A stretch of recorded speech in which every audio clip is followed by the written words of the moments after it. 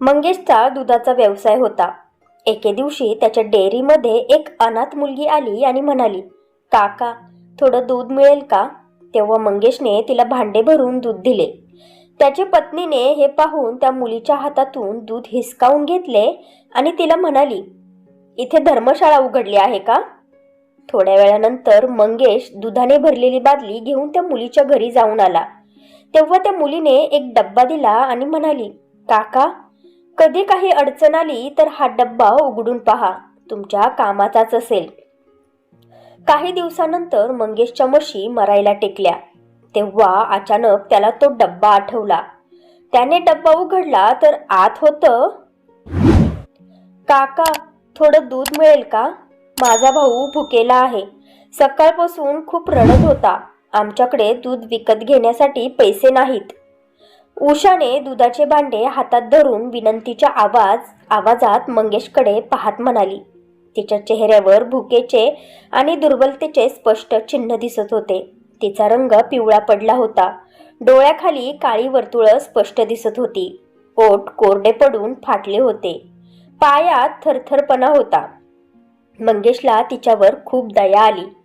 त्याने दुधाचे मोठे भांडे उचलले आणि भरून परत तिच्या हातात दिले. त्याने प्रेमाने तिला आशीर्वाद दिला. जा बाळा, भावाला पाज आणि स्वतःही पी. त्याने ममतेने उषाच्या डोक्यावर हात ठेवला. मग मंगेशने मनापासून देवाकडे प्रार्थना केली की या मुलीची आणि तिच्या भावाची तब्येत सुधारू दे बाबा. मंगेशचा दुधाचा व्यवसाय होता. त्याच्या डेअरीमधून दररोज अनेक जण दूध विक्रीसाठी विविध दुकानांवर जात असे. व्यवसाय उत्तम चालला होता. मंगेशने कधीही बेईमानी केली नव्हती. तो खूप धर्मवीरू आणि सरळ नाकाचा माणूस होता. गरीब आणि गरजूंची मदत करण्यासाठी तो नेहमी तयार असे. या गावातीलच उषा अनाथ झाली होती. तिच्या वडिलांचा करंट लागून मृत्यू झाला होता. त्या दिवसांपासून त्यांच्या घरची परिस्थिती बिघडतच चालली होती. घरात भूकमारीची परिस्थिती आली होती. भांडी रिकामी राहत होती. घरातील चूल थंड पडलेली असे. थंडीच्या रात्री मुलं भूक लागून उपाशी पोटी झोपत. पण ते लोक स्वाभिमानी होते. कोणाच्याही पुढे हात पसरत नसत. आजही जेव्हा लहान भावाच्या भुकेने उषाचा धीर तुटला, तेव्हा तिने आईला काहीही न सांगता भांडे उचलले आणि मंगेशच्या डेअरीवर येऊन ठेपली. तिचे पाऊल जड होते, पण मनात एक आशा होती की कदाचित थोडे दूध मिळेल. जेव्हा तिला मंगेशने दूध दिले तेव्हा तिला खूपच आनंद झाला. देव तुम्हाला खुश ठेवो काका, तुमच्या व्यवसायात भरभराट हो. उषाने मंगेशला खूप मनोमन सदिच्छा दिल्या आणि परत घराकडे वळण घेतले. तोच मंगेशची पत्नी दुकानात आली. तिने उषाच्या हातात दुधाने भरलेले भांडे पाहिले आणि तिचा चेहरा रागाने लालबुंद झाला. मंगेशच्या या चांगुलपणाच्या सवयी तिला अगदी नावडत्या होत्या. ती सतत म्हणत राहायची की मंगेश सारखे दानधर्मात बुडालेले असतात. तिच्या मते मंगेश जेवढे दूध आणि पैसे दानात देतो, त्याच पैशांनी त्यांची स्वतःची मुलं आरामात आणि सुखाचे जीवन जगू शकतील. तिला असे वाटत होते की मंगेश स्वतःच्या मुलांचा हक्क इतरांमध्ये वाटत फिरतो. याच विचाराने तिचे हृदय कठोर झाले होते. मंगेशची पत्नी तीक्ष्ण स्वभावाची आणि कडवट बोलणारी होती. तिचे उद्धट वागणे सहन करणे सोपे नव्हते. तरीही मंगेश संयमाचे घोट भरून मुकाट्याने राहायचा. आजही जेव्हा त्याने उषाला विनामूल्य दूध दिले तेव्हा तिचा संयम संपला. तिने जोराच्या पावलांनी पुढे येऊन उषाच्या हातातून भांडे हिसकावून घेतले. तिच्या डोळ्यांमध्ये कठोरता आणि आवाजात विष होते. तिने उषाकडे तिरस्काराने पाहिले. उषा घाबरून मागे हटली. हृदय धडधडू लागले. डोळ्यातून अश्रू वाहू लागले. ती वारंवार विनंती करू लागली की तिच्या भावाने रात्रभर काहीही खाल्लेले नाही. तो भूक लागून व्याकुळ होतोय. पण मंगेशच्या पत्नीचे हृदय वितळले नाही.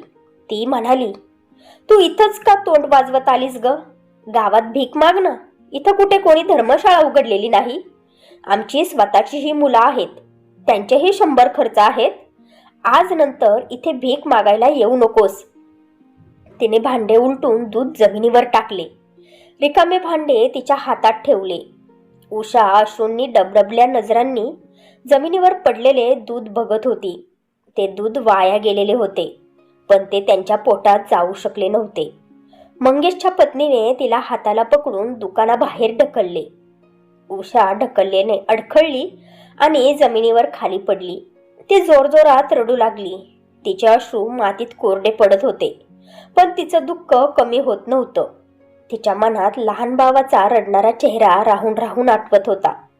तिला असं वाटलं जणू संपूर्ण जगाने तिच्याकडे पाठ फिरवली होती. मंगेश हे सर्व पाहत होता. त्याच्या हृदयात तीव्र वेदनेची लाट उसळली. त्याला माहीत होतं की उषाच्या घरात आजही चूल थंडच आहे. तिच्या भावाची भूक तिला सहन होत नव्हती, म्हणूनच ती इथे आली होती. मंगेशच्या पत्नीने नेहमीप्रमाणे आपले लांबलचक भाषण सुरूच ठेवले. ती पैशाचा आणि दुधाचा तोटा यावर रडू लागली. मंगेशने चिडून मान हलवली आणि शांतपणे आत दुकानात गेला. त्याच्या मनात एक विचित्र वेदना होती. काही वेळानंतर जेव्हा मंगेशची पत्नी घरी गेली, तेव्हा मंगेश एका मोठ्या बादलीत ताजे दूध भरले. त्याने कोणालाही न सांगता ती बादली उचलली आणि अंधारल्या मार्गाने चालू लागला. त्याची पावले सरळ उषाच्या घराकडे चालू लागली. त्याच्या मनात फक्त एकच विचार होता की आज या अनाथ मुलीच्या घरात चूल नक्कीच पेटेल. त्याने दाराशी जाऊन हळूच आवाज दिला. त्याला मुलाचा रडण्याचा आवाज स्पष्ट ऐकू येत होता. मूल जोरजोरात रडत होते. त्याचे हुंदके थांबतच नव्हते. उषाची आई तिला ओरडत होती. ती कठोर स्वरात म्हणत होती, किती वेळा सांगितले होते तुला, कुठेही भीक मागायला जाऊ नकोस, पण तू तर सारखी सारखी जातेस आणि धपाटे खाऊन परत येतेस. अगं पोरी, तो जुना काळ होता ग बाई, जेव्हा लोक देवाच्या नावावर गरीब आणि अनाथांवर दया करत होते. हा निराळा जमाना आहे. इथे लोक फक्त धपाटे देऊ शकतात, मदत करू शकत नाहीत. असे म्हणताच उषाची आई तिला मारायला लागली. उषाला कदाचित आता तिच्या चुकीची जाणीव झाली असावी, म्हणूनच तिच्या रडण्यातून कोणताही आवाज येत नव्हता. ती शांतपणे अश्रू ढाळत होती. तिचे डोळे लाल झाले होते. तिचे अशक्त पाय आता थरथर कापत होते. लहान भाऊ भूक लागून व्याकुळ होऊन रडत होता आणि त्याचे रडणे संपूर्ण कच्च्या घरात घुमत होते. तोच मंगेशने दारावर थाप दिली. दार ठोठवण्याचा आवाज जोरदार होता, पण स्वरात मृदुता होती. त्याने देवाचे आभार मानले की देवाने त्याच्या हृदयात आणखी दया निर्माण केली. तो विचार करत होता की जर तो दूध देण्यासाठी आलाच नसता तर ती निरपराध मुलं आणखी किती रडरड करत स्वतःला त्रास देत राहिली असती. दार उघडले तेव्हा समोर मंगेशला पाहून उषाच्या आईने मान खाली घातली. लाज तिच्या चेहऱ्यावर स्पष्ट दिसत होती, पण जशी तिची नजर मंगेशच्या हातातील दुधाच्या बादलीवर पडली तसं तिच्या चेहऱ्यावर आनंद आणि समाधानाची लाट धावली. डोळ्यातील ओलावा कृतज्ञतेत बदलला. उषा मागे उभी होती. तिच्या पापण्यांवर अश्रू लोंबत होते, पण दूध पाहून तिच्या डोळ्यात आशेचा किरण जागा झाला. मंगेश घरात आत दाखल झाला. त्याने उषाला भांडे आणायला सांगितले. उषा लगोलग आत गेली आणि भांडे घेऊन आली. मंगेशने संपूर्ण बादलीतील दूध त्या भांड्यात ओतले. दुधाचा सुगंध संपूर्ण घरात पसरला होता. मुलं जसा दुधाचा वास घेत होती तशी थोडी थोडी शांत होऊ लागली. उषाच्या आईच्या चेहऱ्यावर जणू वर्षानंतर शांतता उतरली होती. मंगेशने उषाच्या डोक्यावर हात ठेवला. काहीही न बोलता तो परत वळण घेऊ लागला. उषाच्या नजरा त्याच्या पावलांपर्यंत झुकल्या होत्या. ती मनोमन त्याच्यासाठी प्रार्थना करत राहिली. मंगेश घरापासून थोडे अंतर गेलाच होता आणि संध्याकाळची धुसर प्रकाश रस्त्यांवर पसरत होता. अचानक मागून उषाची हाक ऐकू आली. मंगेश काका, थांबा ना. ती वेगाने धावत येत होती. तिचा श्वास भरला होता. पावले थरथरत होती, पण चेहऱ्यावर चमक होती. तिच्या हातात एक छोटासा डबा होता. मंगेश थांबून तिच्याकडे वळला आणि तिला पाहू लागला. त्याला वाटले कदाचित ती फक्त आभार मानण्यासाठी आली आहे, पण उषाने तो डब्बा पुढे केला. तिच्या आवाजात आभार आणि प्रेम मिसळले होते. ती म्हणाली, तुमचे खूप खूप आभार काका. तुम्ही कठीण वेळी आमची मदत केली. हा डब्बा तुम्हीच ठेवून घ्या. जर तुमच्यावर कधी कठीण काळ वेळ आली तर हा डब्बा उघडून पहा. तो तुमच्या कामाचा नक्कीच असेल. मंगेशच्या मनात प्रश्न उठला की या डब्यात काय असेल? ही एवढीशी गरीब मुलगी माझी काय मदत करू शकेल बरं? तिच्याजवळ माझ्या कामाची काय वस्तू असेल? पण त्याने हे सर्व मनातच विचारले. उषाचा मान राखण्यासाठी त्याने तो डब्बा तिच्या हातातून घेतला. त्याने वात्सल्याने भरलेल्या नजरेने तिला पाहिले. तिच्या डोक्यावर हात ठेवला आणि हळू पावलांनी आपल्या डेअरीकडे चालू लागला. तिथे जाऊन त्याने शांतपणे डब्बा एका बाजूला ठेवला आणि आपल्या नित्यक्रमात लागला. आता मंगेश 2 दिवसांच्या अंतराने उषाच्या घरी दुधाची बादली पोहोचून येत असे. त्याच दुधावर त्यांचे 2-3 दिवस कसे बसे निघून जात असे. आईचे मनही थोडे समाधानी होई आणि लहान बाळही शांतपणे झोपे. उषा दरवेळी त्याच्यासाठी मनापासून प्रार्थना करायची. तिच्यासाठी ते सर्व काही अमूल्य होते. मग एके दिवशी मंगेश जेव्हा दूध देण्यासाठी गेला तेव्हा त्याला बातमी मिळाली की उषा आणि तिची आई गाव सोडून गेले आहेत. उषाचे मामा त्यांना स्वतःबरोबर त्यांच्या गावी घेऊन गेले होते. ते लोक श्रीमंत होते आणि खात्यापित्या घरचे होते. नक्कीच ते उषा आणि तिच्या आईची काळजी घेतील, त्यांची मदत करतील. मंगेशला हे सर्व ऐकून थोडं समाधान वाटले. त्याला आनंदही झाला की आता हे लोक भुकेपासून आणि लाचारीपासून मुक्त होतील. परत येताना त्याने मनात विचार केला की हेही चांगलेच झाले की निघताना त्यांनी त्याच्यावर आणखी ओझे टाकले नाही. तो कोणालाही सांगू शकला नाही की त्याने कधी त्यांची मदत केली होती किंवा उषाने त्याला डब्बा दिला होता. ही गोष्ट त्याच्या मनात आणि देवापर्यंत एक रहस्य बनून राहिले. उषा गेलेली फार दिवस झालेच नव्हते. इतक्यात अचानक संपूर्ण गावावर विपत्ती कोसळली. गावातील लोकांची जनावरे आजारी पडू लागली. मग ती एक एक करून मरू लागली. मंगेशची जनावरेही गंभीर आजाराने ग्रस्त झाली होती. कधीतरी अंगणात धावणारी बागडणारी आता सर्व एका ठिकाणी डोके खाली घालून उभी राहिली होती. त्यांच्या पायात अशक्तपणा आला होता. डोळ्यांची चमक फिकी पडली होती. ना चारा खात होती ना दुसरं काही वस्तू तोंडाला लावत होती. दूध येण्याच्या जागेला पूर्णपणे कोरड पडली होती. त्यांच्या तोंडातून फेस येत होता. संपूर्ण जनावरांचा गोटा भकास झाला होता. कमावण्याचे दार बंद होत चालले होते. मंगेशच्या हृदयावर उदासी बसली होती. हे सर्व पाहून मंगेश व्याकुळ झाला. त्याला आठवले की जेव्हा त्याने नवनवीन जनावरांचा व्यवसाय सुरू केला होता तेव्हाही हाच रोग पसरला होता. त्यावेळीही लोकांची जनावरे मरू लागली होती. त्या काळात गावच्या वैद्य प्रसाद यांनी उपचार केले होते. त्यांनी फक्त औषधच दिले नाही तर लोकांच्या हृदयात धैर्यही भरले होते. त्यांच्याच औषधांनी जनावरे वाचली होती. पण आता वैद्यजींचे निधन झाले होते. आता असा कोणी माणूस नव्हता जो या आजाराला ओळखत असे.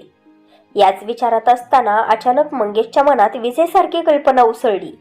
त्याला आठवले की उषा त्याच वैद्य प्रसादांची मुलगी होती. तीच मुलगी जी त्याच्याकडे दूध घेण्यासाठी आली होती आणि नंतर त्याला एक छोटासा डब्बा दिला होता. अचानक त्याला उषाने दिलेला डब्बा आठवला. तो पटकन खोलीत गेला. त्याने अलमारी उघडली. समोर ठेवलेला तो जुना डब्बा उघडला. हात थरथर कापत होते. त्याने डब्बा उघडला तर त्यात रंगीबिरंगी पुड्या ठेवल्या होत्या. बरोबरच एक लांबलचक पत्र ठेवले होते. त्यावर विस्ताराने जनावरांना औषध देण्याच्या सूचना लिहिल्या होत्या. हस्ताक्षर मऊ पण मजबूत हाताचे लिहिलेले होते. त्यावर वैद्य प्रसादांचे नावही नोंदवले होते. कदाचित ही औषधे आणि सूचना त्यांनी आपल्या मुलीकडे सोपवली असतील, यासाठी की एक दिवस कोणी गरजवंतांच्या कामाला येतील. मंगेशला माहीत नव्हते की ही औषधे बरोबर आहेत की नाही. त्याच्या मनात भीतीही होती आणि आशाही होती. त्याने सूचनेप्रमाणे जनावरांना ती औषधे देणे सुरू केले. त्याने प्रत्येक शब्द काळजीपूर्वक वाचला. वेळेवर औषधे दिली. पाण्याची विशेष काळजी घेतली. जनावरांना आराम दिला. असे बरेच दिवस गेले. पाहता पाहता जनावरे सावरू लागली. त्यांचे कान उभे राहू लागले. डोळ्यात पुन्हा चमक येऊ लागली. त्यांनी चारा खाणे सुरू केले. हळूहळू दूधही येऊ लागले. घरात पुन्हा दुधाचा सुगंध पसरला. मंगेशच्या डोळ्यात अश्रू आले. त्याने हात जोडून देवाचे आभार मानले. हे सर्व काम साधारण 15 दिवसात झाले. 15 दिवसात जनावरे पुन्हा पूर्वीसारखी निरोगी झाली. आजारी जनावरे उठू लागली. कोमजलेले शरीर पुन्हा ताजेतवाने झाले. गावचे इतर लोकही आश्चर्यचकित होते की मंगेशची जनावरे कशी बरी झाली. त्याने कोणालाही काहीच सांगितले नाही. त्याला माहीत होतं की हे सर्व देवाच्या कृपेने झाले आहे आणि एका अनाथ मुलीने दिलेल्या मौल्यवान वस्तूमुळे झाले आहे. ती औषधेही संपली होती, पण त्याच्या मनात उषासाठी प्रार्थना वाढली होती. तो अनेकदा आकाशाकडे पाहून म्हणायचा की हे परमेश्वरा, ती कुठेही असो, तिला सुखी ठेव आणि तिला खुश ठेव. तिला कोणाच्याही पुढे झुकून देऊ नकोस. आणि त्या क्षणी त्याला पूर्ण विश्वास आला की सत्कर्म कधीही वाया जात नाही.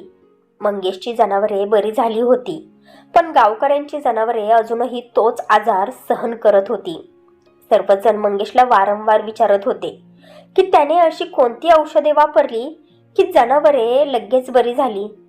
नाईलाजाने मंगेशला सर्वांना सांगावेच लागले की हे सर्व उषाने दिलेल्या एका औषधाचा परिणाम होता. तो त्यांच्या घरी दूध पोहोचवायला जायचा. बदल्यात उषा त्याला औषधांचा डबा देऊन गेली होती. उषा आता या गावात नव्हती, म्हणून सर्व निराश होऊन परत जाऊ लागले. तेवढ्यात मंगेशने सांगितले की यातील कोणत्या माणसाला जर उषाच्या मामांच्या घरचा पत्ता माहीत असेल तर तो त्याच्याबरोबर तिथे जाण्यास तयार आहे. तो उषाला कोणत्याही प्रकारे या गावात येण्यासाठी तयार करेलच आणि तिच्याकडून ते औषधे सूत्र विचारेल जे औषधात वापरले होते, जेणेकरून इतर जनावरांनाही मरण्यापासून वाचवता येईल. मंगेशचे बोलणे ऐकून सर्व त्याच्या उदारतेचे कौतुक करत होते. त्याची स्वतःची जनावरे वाचली होती. जर त्याची इच्छा असती तर तो कोणालाही या रहस्याबद्दल सांगू शकला नसता, पण त्याने सर्वांची हे सांगून मदतच केली होती. एक माणूस उषाच्या मामांना चांगला ओळखत होता. तो मंगेश सोबत तत्काळ उषाच्या मामांच्या गावी रवाना झाला. मंगेशच्या पत्नीला हे सर्व काही आवडत नव्हते. जर संपूर्ण गावची जनावरे मेली असती आणि फक्त मंगेशची शिल्लक राहिली असती तर नक्कीच दुधाच्या किमती आकाशाला भिडल्या असत्या. लोक दुधाच्या थेंबाथेंबाला तरसले असते आणि पाहिजे तितक्या किमतीत त्यांच्याकडून दूध त्यांनी विकत घेतले असते. पण तिच्या नवऱ्याच्या दयाळूपणाने जणू सर्व काही बर्बाद झाले होते. तिला खूप राग आला होता. ती हे विसरून गेली की तिच्या नवऱ्याची धर्मनिष्ठेमुळेच त्यांची जनावरे बरी झाली आणि सुखी झाली होती. मंगेश जेव्हा उषाच्या मामांच्या घरी पोहोचला तेव्हा पुढील दृश्य पाहून तो दंगच राहिला. उषाची परिस्थिती आधीपेक्षाही अत्यंत खराब होती आणि ती भांड्यांचा ढीग धुत होती, तर तिची आई शेतात काम करत होती आणि लहान बाळ खूपच रडत होते. त्याला तर असे वाटले की उषा आपल्या मामाच्या घरी चांगले जीवन जगत असेल, पण इथे तर त्यांची परिस्थिती आधीपेक्षाही बरीच खराब झाली होती. लहान उषाने मंगेशला आपल्या समोर पाहिले तर एकदम उठून मंगेश जवळ आली आणि मंगेशच्या पायांवर डोके ठेवून हुंदके घेऊन रडू लागली. त्याला म्हणू लागली की काका, आम्हाला आपल्या गावी परत जायचं आहे. आईला सांगा ना की आम्हाला गावी घेऊन जा. तिथे बाबांच्या घरी राहू. तिथे फक्त भूक सहन करावी लागते, पण इथे तर भुकेबरोबर मेहनतही सहन करावी लागते हो काका, आणि त्यावर मारही मिळतो. आता उषा आणखी जोरजोरात हुंदके घेऊन रडू लागली. त्या क्षणी शेतात काम करणाऱ्या आईची उषावर नजर पडली, त्यामुळे तीही त्यांच्या जवळ आली. नमस्कार केल्यानंतर मंगेशने संपूर्ण गोष्ट उषाच्या आईला स्पष्टच सांगितली. उषाला तिच्या वडिलांचे औषधी सूत्र तोंडपाठ होते. फक्त तेच नाही तर आणखीही बरेचसे औषधी सूत्र तिला लक्षात होते. त्यानंतर ती मंगेश सोबत गावी आली, पण उषाची आई काही कारणामुळे 2 दिवसांनी येणार होती. मंगेश उषाला आपल्या घरी घेऊन आला होता. रात्री उषाने विविध प्रकारच्या औषधी वनस्पती मागवल्या होत्या आणि मंगेश सोबत मिळून संपूर्ण रात्र ती औषधी वनस्पती पिसत राहिली आणि शिजवत राहिली आणि शेवटी सकाळपर्यंत औषधे तयार झाली होती. उषाने मंगेशला ती सर्व औषधे लगेच वाटण्यास सांगितले, पण मंगेशने तिला झोपण्यास सांगितले, कारण त्याच्या मनात खूप काही चालू होते. त्याने गावातली पंचायत जिथे भरत असे तिथे सर्व गावकऱ्यांना जमा केले आणि तिथे मंगेश बोलू लागला.